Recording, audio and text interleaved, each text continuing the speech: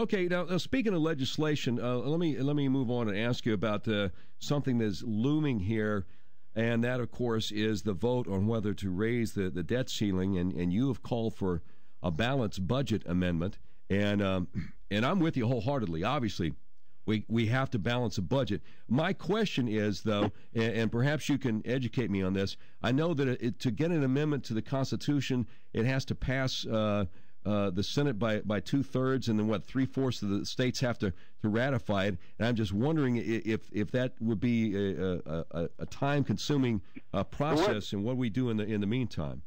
Well, we would, and the good news is that most of these states have balanced budgets for themselves. Right. So we would hope it wouldn't be a big sell. I think Florida would pass it, for example. I think most states would agree with this as well. So, I mean, and that's not the only thing we need to do. Look, here's the way I view it.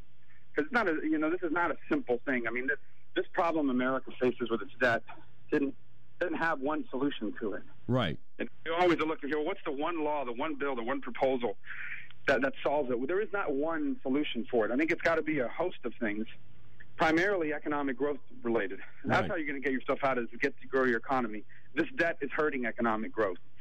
So we need things like tax reform, simplify the tax code, make it easy to comply with. A tax code that is fair, but at the same time encourages people to invest in America and in its future.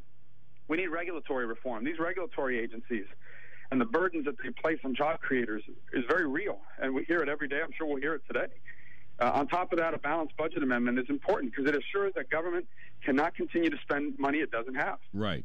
And a spending cap to limit the amount. What raise is government going to get every year? I mean, most people don't get a raise every year, but government gets a raise every year, sometimes as much as 6, 7, 8% in some of these programs. So our question is, well, shouldn't there be some limit as to how much government should get a raise from year to year in its spending programs? Amen. And so these are the stories. And so it's got to be a combination of factors that we take into account. And my argument is that this debt limit debate is the perfect opportunity to talk about these issues. Don't just go in there and do what they've always done in the past, raise the debt limit, and wait for a future day to deal with these issues. We're running out of time to deal with these issues.